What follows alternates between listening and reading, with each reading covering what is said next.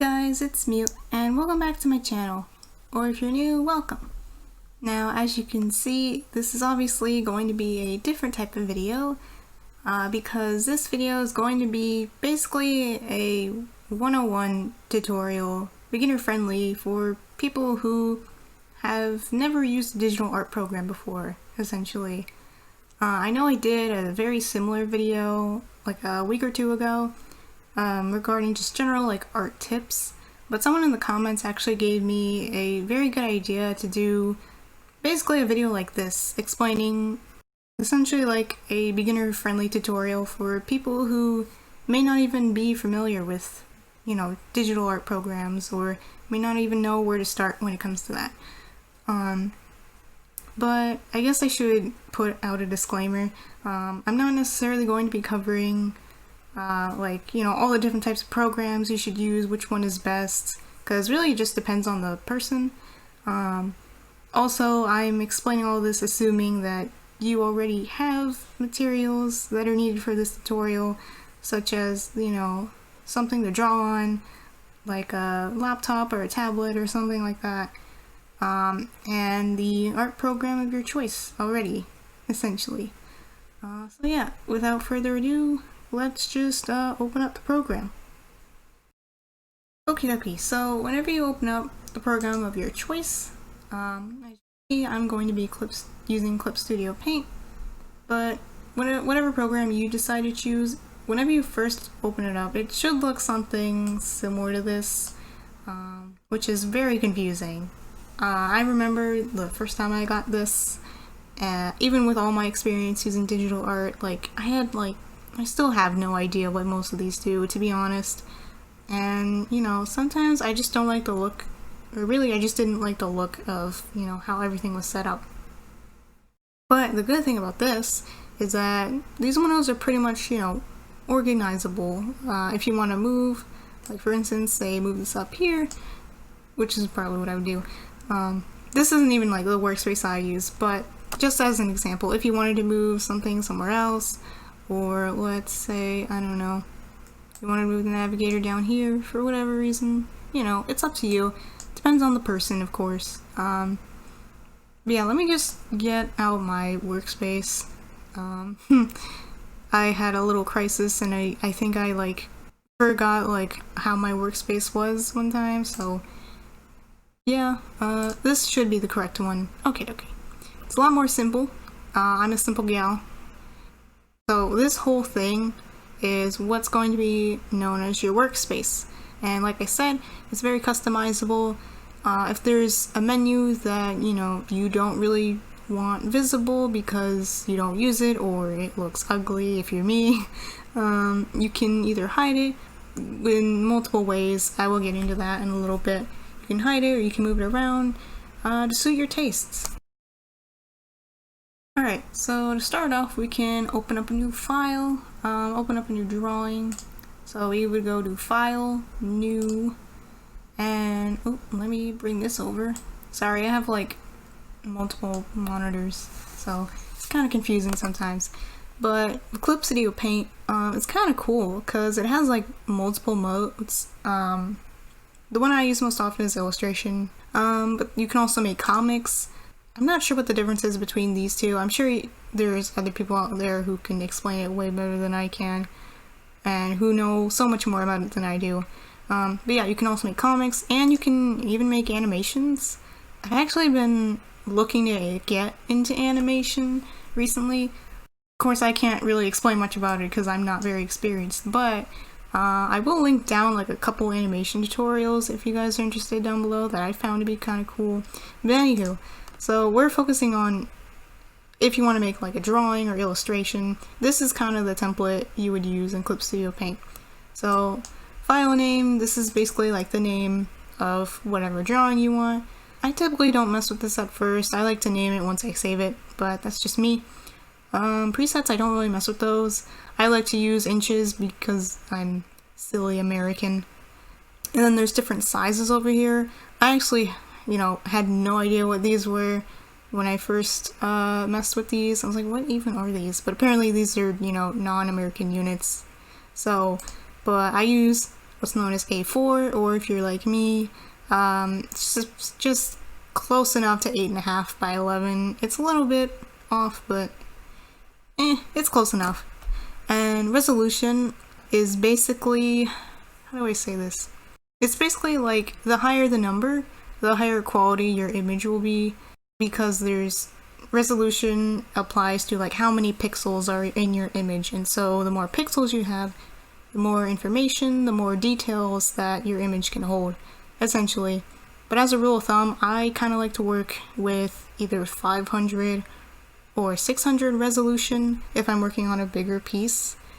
Typically it's good to start with a bigger resolution. You don't really want to, I know some presets, I know in here, yeah, they start off with like DPI can also be used to describe resolution, but I know sometimes it likes to give 72, which I think is, correct me if I'm wrong, it could be used for like web stuff.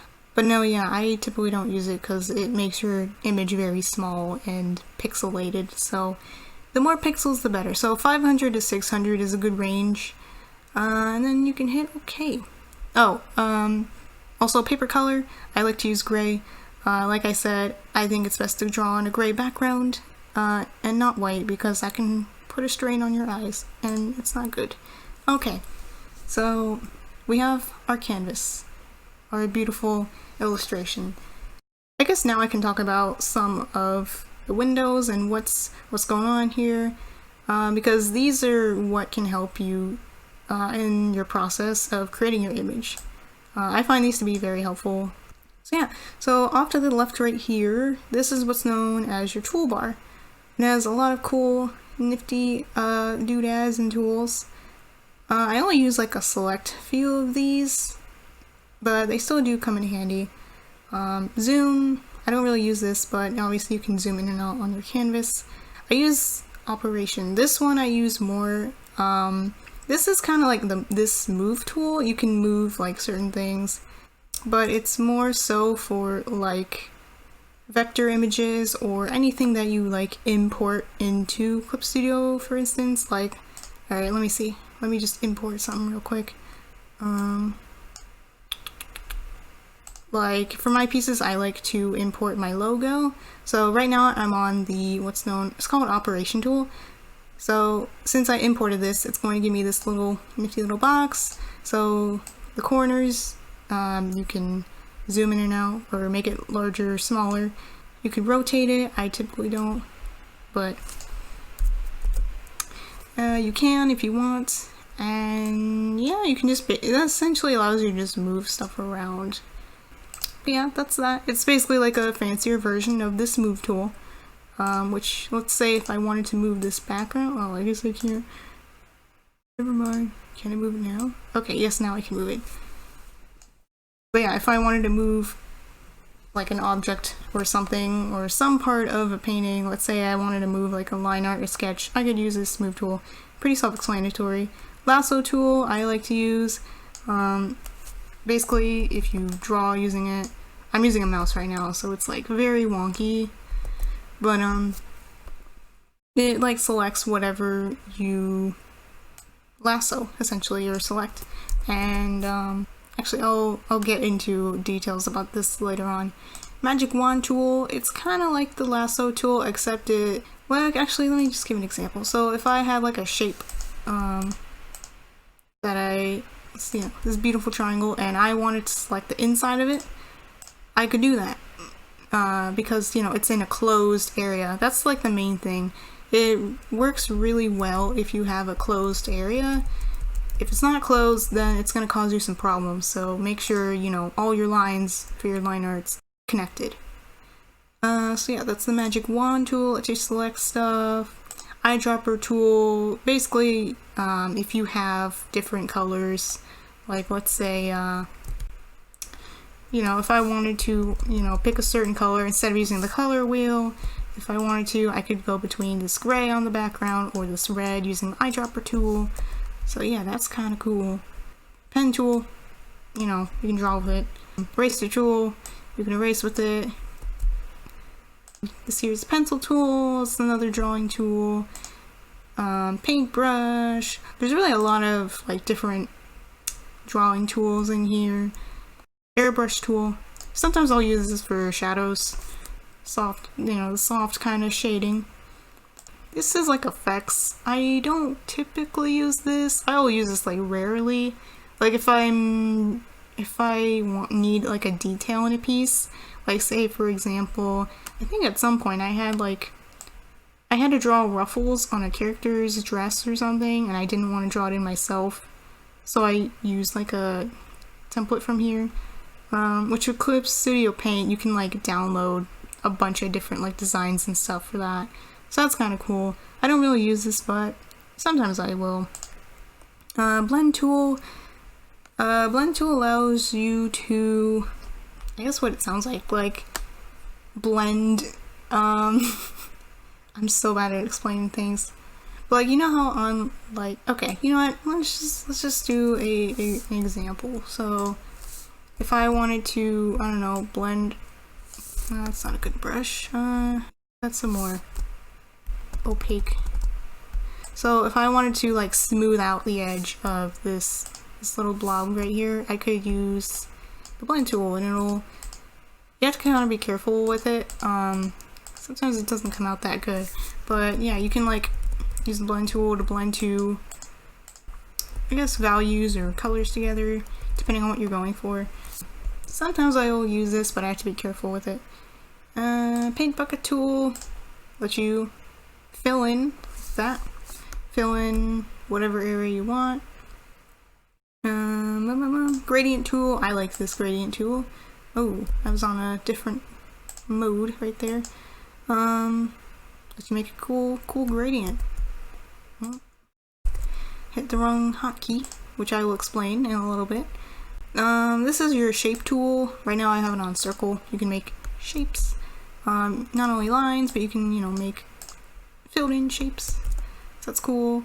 Let's see, frame border. I think this one's more for comics. Yeah, definitely. So I don't really have much of a use for this. I am assuming it works same. Yeah. Oh wow. Yeah, it's like a fancy shape tool, essentially. Ruler. I don't really use this for either. Yeah, I'm not sure what it does. Text tool. I'll use this sometimes. Oh, actually, I use this a lot for thumbnails because I do make thumbnails too in Clip Studio.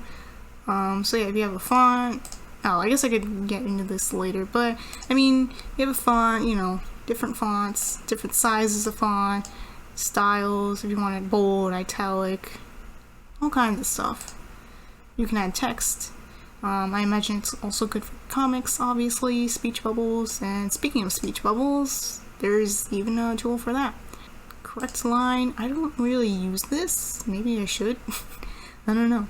Maybe my lines could use some work. But anywho, yeah, this is your handy dandy toolbar. So yeah, it has a lot of cool stuff, some of which, who knows, maybe I should start using. So next up, this eyesore, but it's a lovely eyesore. I like to use the color wheel. I know there's like multiple other options of like colors, of picking colors rather, but I like the color wheel. I don't know, for me it's simple. I know what's going on here. Yeah, pretty self-explanatory. Cool options, it's like down here. So if I'm on the pen tool, for example, so down here I can change the brush size. Each little tool has their own little option. Brush size, opacity, I typically keep this at 100. Blending mode, I don't really mess with that. Stabilization, this is kind of important in some programs. So basically the higher this number, the smoother your lines will be. Well, right now it's not that smooth because I'm using a mouse, but if I had a tablet pen, this would be, you know, considerably smoother. But let's say if this was at 0, then it would, I know it's, again, it's with the mouse, so it doesn't do much justice, but this would be a lot wonkier. So the lower the number, the more jittery it's going to turn out. The higher the number, the smoother it is. So yeah, that's very helpful, stabilization. I don't know what area scaling is, but anywho, so you have your tool options. Each tool has their own option. I don't really mess with these options unless it's something like opacity or brush size, obviously. Those are like the main two options that I mess with. Let's see. Subtool, that's this little window above the tool options. So for instance, if I wanted to go back to the markers, I have like a bunch of markers to select from. Yeah, I have a few that I also custom downloaded from Clip Studio Paint community. God, this mouse really doesn't do it justice, but yeah, there's like a lot of cool creators who just publish their own versions of tools, and yeah, if you can, support them, because that's hella nice of them. Thank you, Clip Studio Paint community. But yeah, basically, you know, different types of tools in the subtool. Same thing with eraser, your move tool, selections. So yeah, if I wanted to say, instead of using the lasso, I wanted to select, you know, a rectangular space or a circular space, I could. So yeah, that also comes in handy. I like to use this a lot, depending on, you know, my needs. Alright, so moving on, this little, I guess, toolbar, for lack of a better word, I'm not sure what this is called, but literally in every program I've worked with, they call this a toolbar. Not to be confused with this one, but, so these are just a bunch of different options. I will get into that later on, what each of these do. Navigator, this is Le Navigator. This is probably one of my favorite windows. It helps me a lot in my work, like I explained in my art tips video, if you want to check that out. Shameless plug. And the layers panel right over here. These other ones I don't really use. Clip Studio Paint's pretty cool. It lets you, it doesn't, well actually it does have a limited number of spaces you can undo, but it's like a lot. I think it's like 200, so that's nothing to worry about. But yeah, history is basically like, if you want to like, yeah, go back to a previous step in your process, you can. I have no idea what auto action is, to be honest. But yeah, layers, this is where your layers are. So if you want to add a new layer, you can, with this first little layer. New vector layer. Vector layers are essentially like regular raster layers, except they're higher quality even if you shrink them down. Like, they can go through a lot more than a raster layer, essentially. These little eyeballs, if you poke them, these are like the visibility of your layers. So like, say I color this red, this whole layer is red. If I wanted to get rid of that, I could. This little trash can lets you delete layers. You can put layers in your folders. I like to do that a lot. For instance, I'll have maybe a sketch in one layer, and then line art in another, and then my shading and coloring in another. Transfer to lower layer. I'm not sure what that is. I think that's like a combined version of layers. Combine to layer below. That lets you combine layers. So the two layers just became one right then. Sometimes I accidentally click this and like, it's such a mess. So you have to be careful with this one. Layer masks, I don't really use. Yeah, I'm gonna be real. I don't really use it, so I don't have that much knowledge on it. This one is also really cool. I like to use this one. It's called, it makes a, what is it called? A clipping mask? No, that's what this is. No, layer mask. Clipping mask, right? I don't know what it, okay, so basically it's, okay. So I think a visual example would do better. So essentially, let's say I have the circle. I'll just hold shift so it creates a nice circle. Alright, so let's say I have this circle and I wanted to add stuff to it. If I just create a normal layer, I'm going to shade with a mouse. This is great. But say I wanted to shade the circle. What's really cool is if I create a layer mask, hit that button, make a new layer, I can shade this, and even, you know, clearly I'm drawing outside the circle, but only stuff inside will show up. So that's really cool. So you can essentially be as messy as you want and not really have to worry. So yeah, that's cool. Let's see if I want to put these in a layer or in a folder. I can do that, and voila. Okay, so that's the layers. You can change the opacity of it right here with this little slider bar, and the blending modes. I love playing with blending modes. I can't really explain like technically what they do because I'm not smart enough, but essentially it makes, I don't know, gives it like a cool effect. So yeah, these are really fun to try out with. So definitely experiment with that, your blending modes. Alright, so back to this toolbar up top. So we have file. So file new is where we created our new little drawing. Open, you can open, any file that you have on your computer or what have you. Recent opens up recent files that you were working on. Closes the current file you're working on. So yeah. Save, obviously lets you save your current drawing, whatever you're working on. Save as, for me personally, I only do this if I want to save like multiple versions of the same thing I'm working on, which I'll only do like towards the end, because I like to edit my photos before I post them online and stuff. Save duplicate, I don't really use this, to be honest. Maybe I should, but I don't. The export, I think this is, I don't really use export. Export animation, obviously that's animation. Imports, you can import images like I showed earlier with my little watermark. When I showcased the special mover tool. Yeah, you can just essentially import different types of files. You can print stuff, just other settings. Let's see, edit. These are some things you can do to edit your image.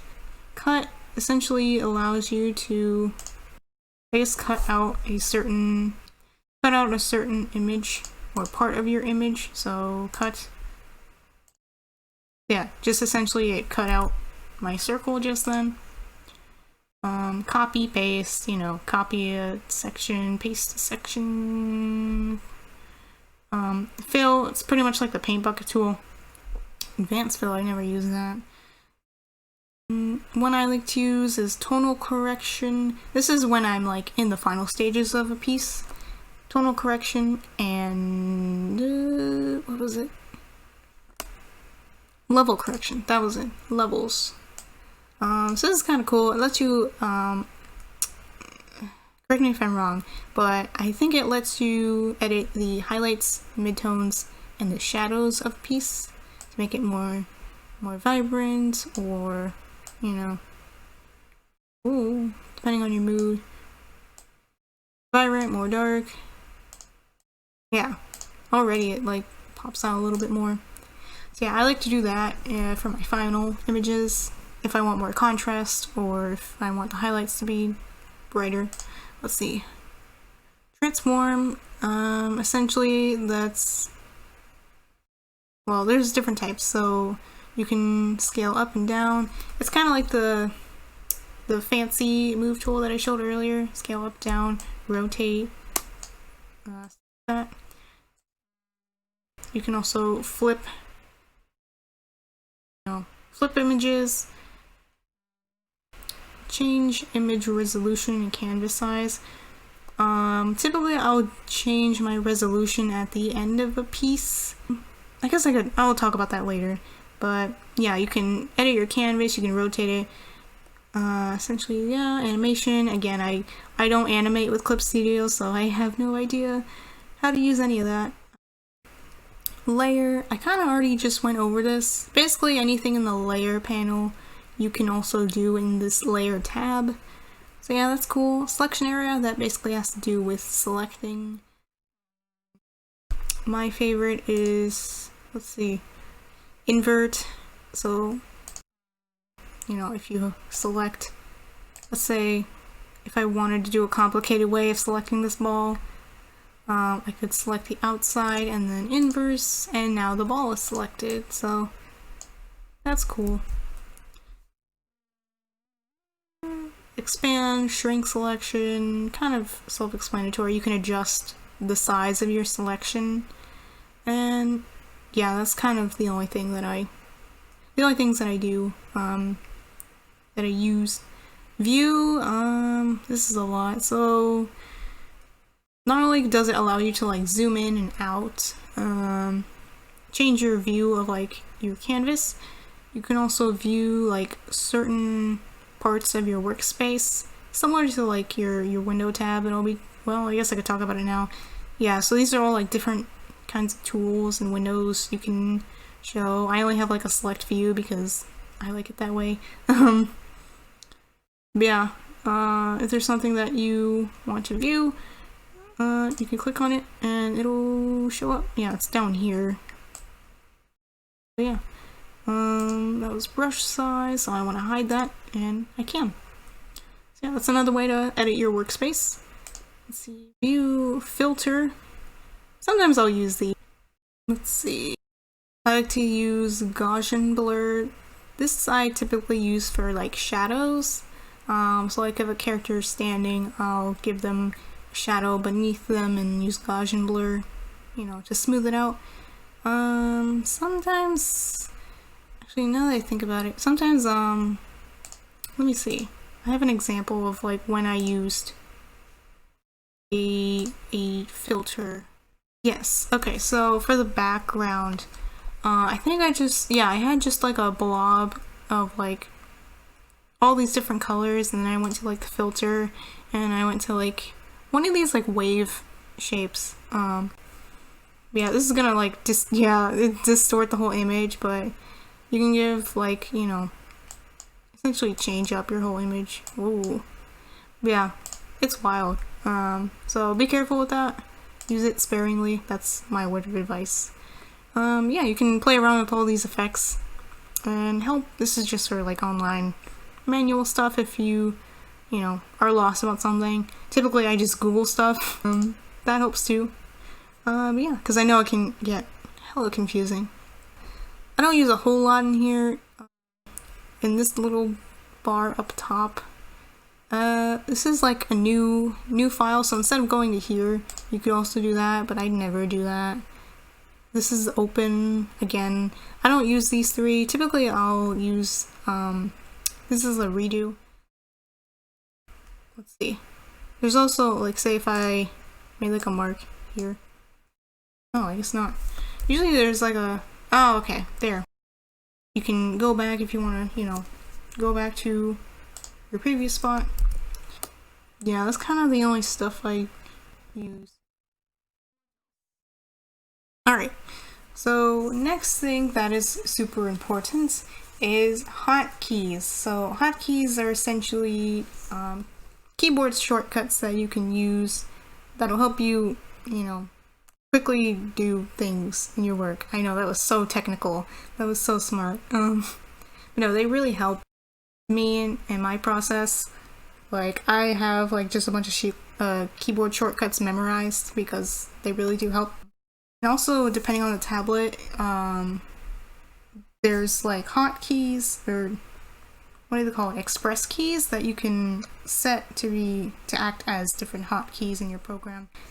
But I can give just some general, like, good, important hotkeys that you should take note of. So, first one, the most important one, is Control-Z. That's essentially your undo option. So, maybe you've been wondering how, like, I was able to quickly get rid of that. Control-Z. You know, if you make a spot that you don't intend to make, or you want to get rid of it, Control-Z. Sometimes you have to be careful, because like I said before, some programs have like limited times you can undo.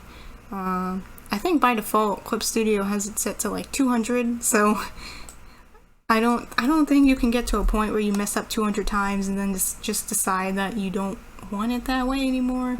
But yeah, it's nice to know that I have such a high limit.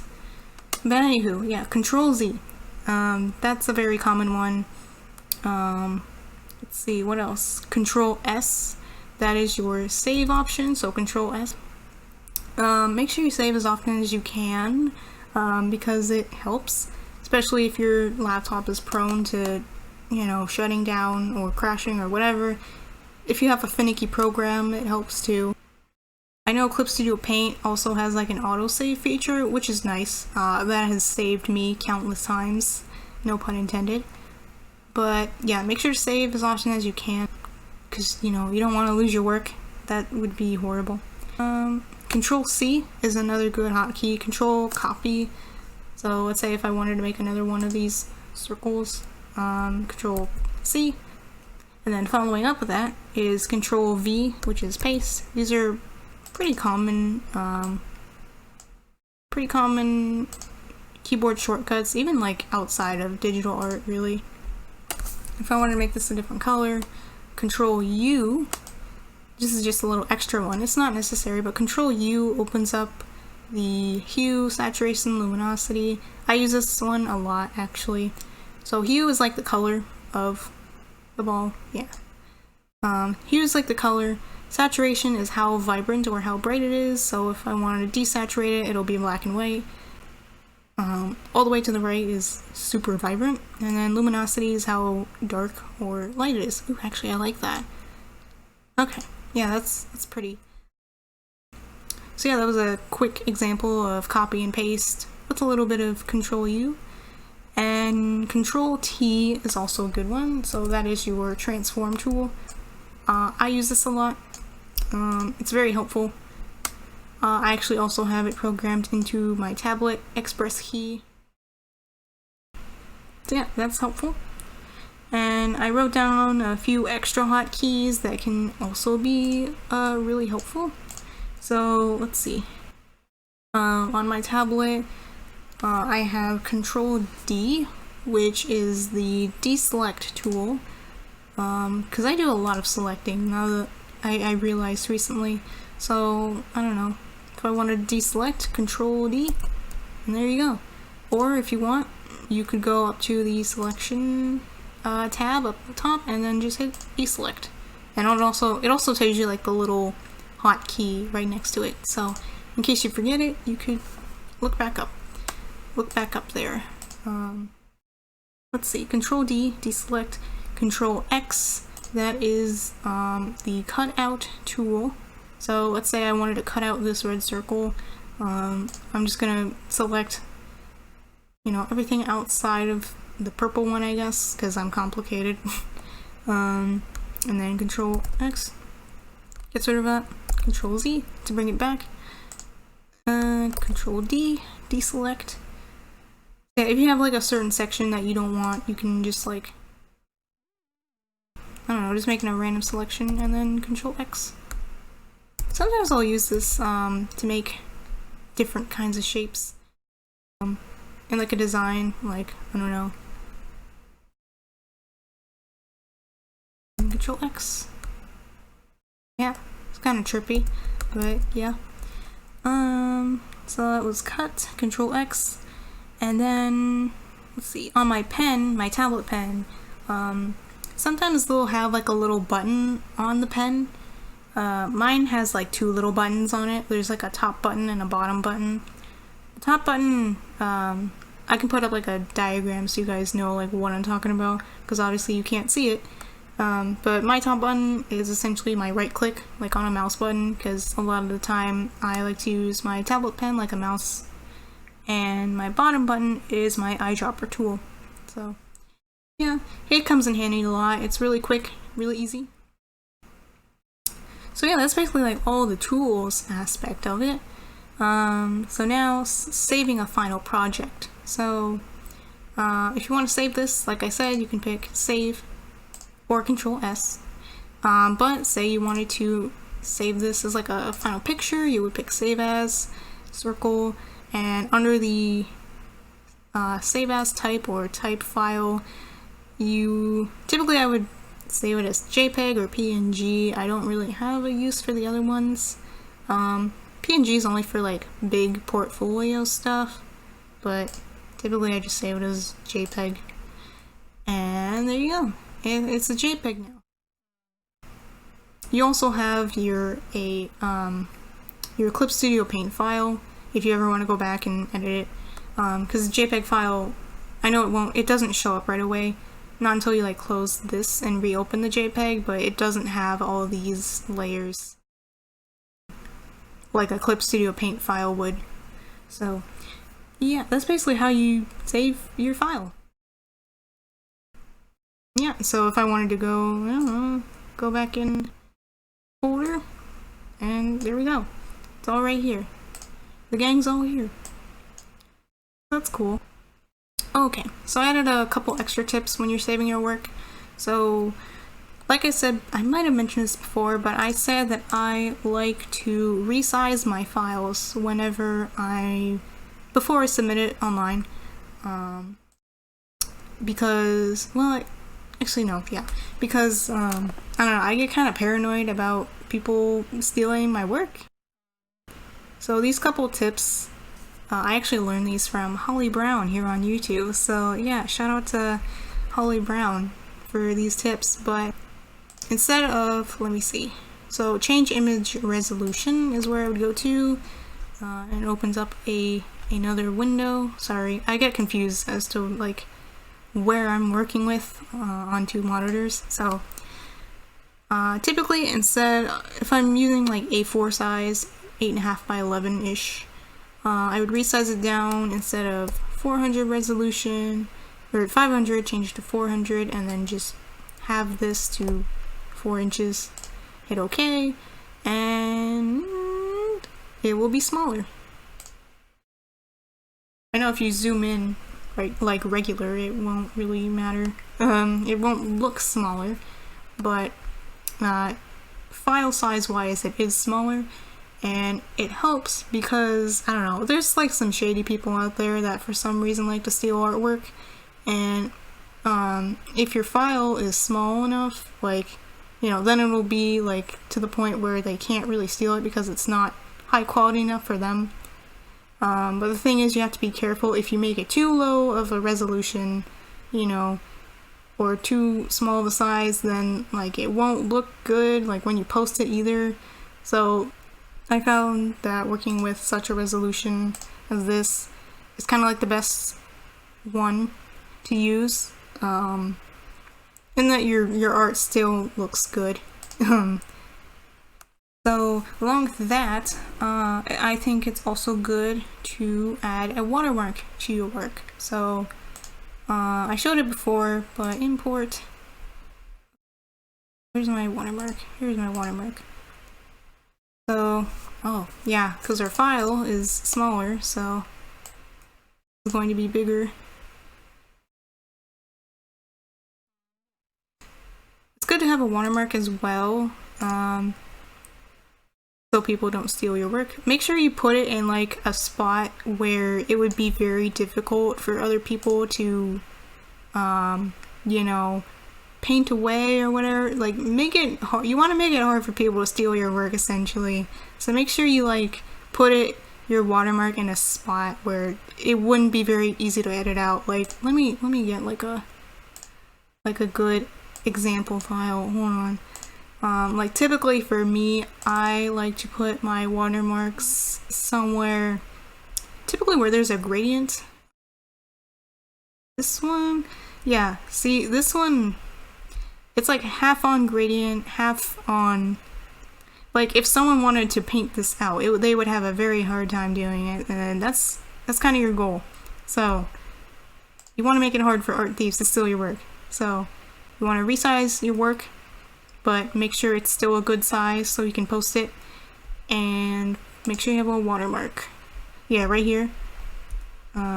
I have it conflicting with the background, and then like it has, you know, it's going on like the different layers, the hair layers, the skin. So yeah.